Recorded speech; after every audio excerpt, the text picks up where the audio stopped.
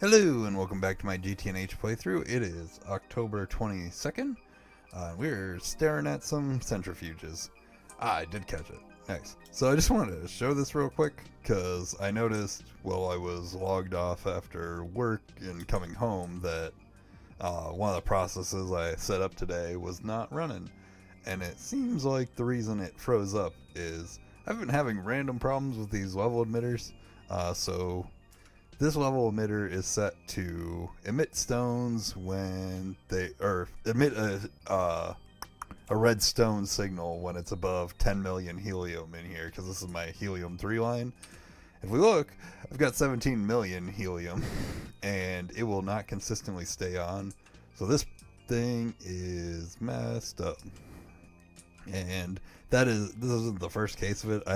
I just haven't caught it on camera, or it's been something I've noticed like halfway through the day, so I haven't been able to show it off. But unfortunately, this way of controlling my processes does not seem to be consistent. Like now, when I stare at it for a while, it'll randomly turn on, but it just does not stay. And it's not like the AE network is fluctuating or anything. My power issues seem to be, for the most part, solved at the time being. So I am going to remove this machine controller and just let this guy run crazy. And if I run out of helium, oh well. Currently, this is the only thing I'm using for. I might need to set up a second BE because I imagine I'm going to want more, as well as kind of double up this process here. But I think for the moment, I'm keeping up with this. This is deuterium. Oh yeah, I'm perfectly fine on this process. So, if I expand my power, I will probably need to expand this along with it. But so if you couldn't guess, I did set up Fusion today. But before we get to that, just a couple minor things. Oh yeah. So So the first thing I actually did today to kind of limp my way across the finish line, which has been my goal to get to Fusion, was I did go down and yeah, you can see this one's on fire. So I did bump these guys. They're technically only at 98% heat. You can see they're real close to 99. The way I heat them up, though, I couldn't get to 99 just because it would explode on me. It goes up by like 2 or 3% every every second or so. So I couldn't get it as close as possible to overheating, but that was just to get me a little extra power to push through the final crafts to be able to get the fusion reactor, specifically these coils. Where are they at? The superconducting coil blocks, and then within this recipe, it was the superconductor LUV wire that was holding up the whole process. I believe for the second craft I ended up doing last night after I turned off the cameras, I needed 4,000 of those, like 4,200. So then over here, just to kind of help with power distribution, I did change this layout. They're both still LUV wires, but instead it's 2 dynamo hatches, just to that way these freezers are not being throttled by the volcanuses. I think what I should have done was move these one forward and had diodes in front of all these, because like the front one draws more power than the back one, for example. So there was a couple issues there, but nothing too crazy. Once I split the freezers out like this, it really wasn't too big of an issue. I did get all these set up, and then like a real minor thing, but one of the problems I have, because the vacuum freezers all have a export bus with an OR dictionary card on them that just say hot ingot, is that since the main network can actually see these subnetworks, these 5, which were set up specifically to handle the platinum metals hot ingots, instead of having them like clog up the main line, they would get pulled into that system. So what I changed up was, instead of doing export buses into here, I just have storage buses, and then these are actually supposed to be on insert only. Now that I'm seeing this, I did not do that. But get that fixed real fast. There we go. All on insert only, so those should all be good now. And while the rest of the stuff is running, that won't clog up the system. So on to the main event. Down here, I threw one down here, so I wanted to start off with forming one. Actually, you can see that I accidentally hit one of these to 100, and I forgot to clear out the waypoint. I got blown up doing it, so that was fun. That was the very first thing I did today, was turn these up more because of the power issues. Was I did in fact set up this fusion reactor as well as a plasma turbine, so I am now able to generate power, independent high power outside of the nuclear reactors. This one would not make up for those, but this is so much easier and expandable that will very quickly become my main power source, and at some point I'll probably turn those off, or if for some reason those melt down, like, I'm just not going to build new ones. They can just stay melted down, and that's fine. But this multi-block was pretty cool to build. Like I said yesterday, I've never messed around with the fusion at all. I decided, because I was having the power issues, the first one I made, I did want to make power, and then I crafted everything I needed for a second one. Like, if we bring up coils, like, I've got these coil blocks, which is the big deal. I've got the controller already crafted. I might need to craft some more casings because I was crafting some, like, LUV stuff throughout the day, but I also have the energy hatchet, so it literally just will be go and set up another one. But I wanted to get this one up and running first because I'd never messed with it, just to see how it worked and if that was going to change the way I laid out anything. So actually forming this multi-block was not too bad. I did have a couple, like, it did take me a couple seconds to get it started, and it was mainly because of this thing here on the this layout screen. I took this drone download module link as assuming it needed a maintenance hatch, but it does not. It does not need a maintenance hatch. As soon as I swapped the maintenance hatch out with a machine casing, the whole thing formed. And then the rest of it was just following the builder's guide, which is basically you do a ring of machine casings. On top of this exact ring is all the coils that I've been showing a bunch of times, and then more machine casings. This layer up here is where you put input buses, and then your output needs to be on this, like, outer layer of machine casings, and then all the corners have to be at least LUV energy hatches, which is all I have right now, so that's what they are. And then this guy comes over here on the center facing inwards. So this got a weird or different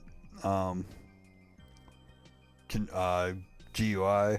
So you'll notice down here it is full power, so if I need to restart this process, and I will, all I need to do is hit it with a soft mallet. But the way this guy works is it essentially takes a large amount of energy to start. So if I were to go look up plasma helium, which is what I'm using making right now, plasma helium. To make it, we make it here in the fusion reactor. If you look, it needs 60,000 EU to start, and then it uses less than a IV, or like a really small amount of EU for the actual recipe, as long as this machine keeps running. The way you get power into this guy, as you would probably guess, is through the energy hatch. You can technically just fill it through one energy hatch. It's just really slow. And you can even see I don't have all the energy hatches attached to batteries. I did originally throw batteries onto just one just to see if it would start pulling in power, which it did, and then just to experiment I threw it on all the outer ring ones, just because I thought that looked neater than trying to run power onto the inside, and it definitely made a big difference in speeding up getting all the power into this. But then, like I said, once it's running,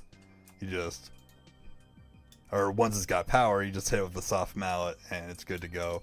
One minor note is all the input and output hatches need to be the tier of energy hatch, and then the ME output bus just counts as whatever tier everything else is, so this is fine on here. I was actually kind of worried that this was the problem and I needed to use like a LUV output hatch, which would be unfortunate, just because this is faster to get things back into the system. But yeah, we got this guy set up. All that stuff is then basically the hot plasma is output over here into this input hatch on this guy. This is just a large plasma turbine. It was a pretty expensive like multi-block, but there's really nothing fancy going on here aside from the outside. Like the inside's hollow, and then it's very simply just follow the layout. Like if we were to look at, I believe, oh, here it is. Like this layout, like it's really straightforward multi-block input output. And like if you look here, like this one does need a maintenance hatch and shows this drone downlink module, so that's why I assumed the Fusion needed a maintenance hatch. The only kind of unique thing for this is it recommends in the quest book to use a buffered dynamo hatch. This was my first of those I crafted, so this guy's buffered out, and this is a 4 amp. It doesn't accept higher ones apparently, so I am going to at least set up 4 of these. I believe I actually have them crafted. My wireless is out of range. I'm pretty sure I set these to craft earlier. Plasma. Yeah, I've got 3, and then I believe I've got all the turbines set up.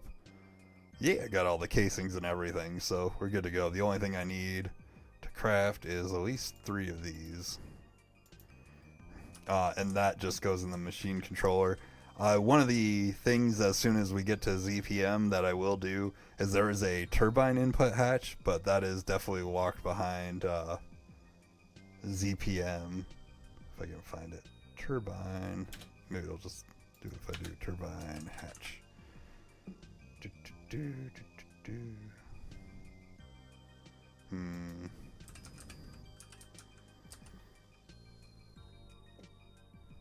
Turbine housing, that's why. So yeah, we need, it's locked even further than I realized. We need UV conveyors, so it'll be a while till we do this. So this part, unfortunately, I'll have to keep an eye on, and it'll be a little bit manual, but it'll be worth it.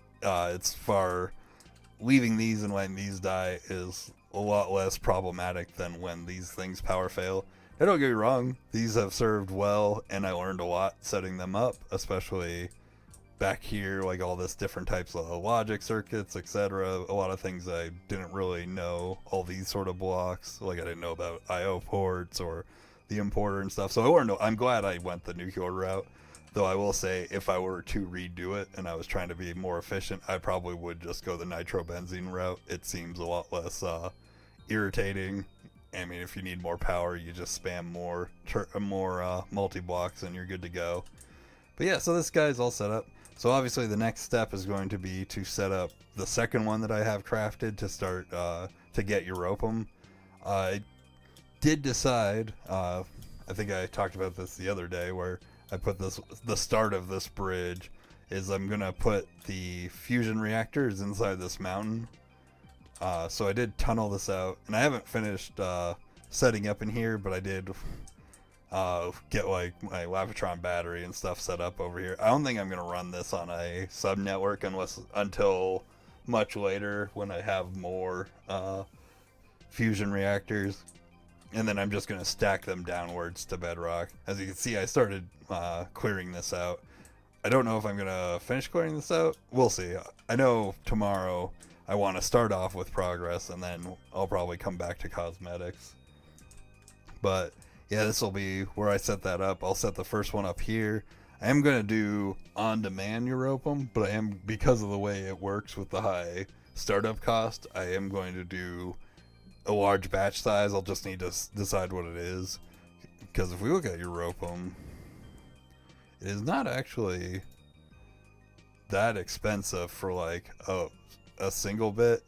I mean, you only get 16 liters per second, but I mean, this here is more the cost. This 150 million startup cost. So we can obviously do that. That fill takes the required fill most, but I don't know. Maybe I'll make it like 1,000 ingots or something, because the rest of this we got hydrogen and neodymium. Both these I have plenty of. I should have plenty of hydrogen.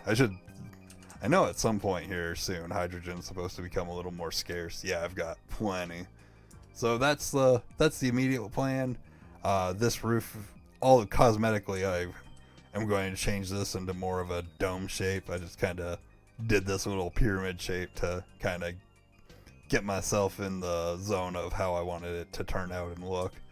And then obviously this isn't going to be bare stone, but yeah, I don't think I'm going to set it up tonight. I think I'm just going to shut the server down and relax, but tomorrow, first thing, set up that Fusion Reactor, see how it works to on-demand recipes.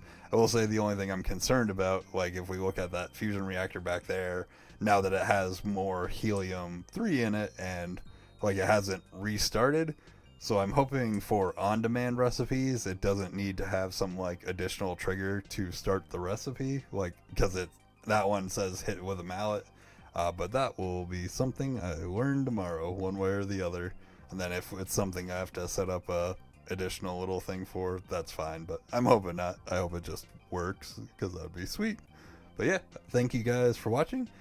Today, pretty good milestone today, so I'm pretty excited, and I hope everyone has a good night. Goodbye.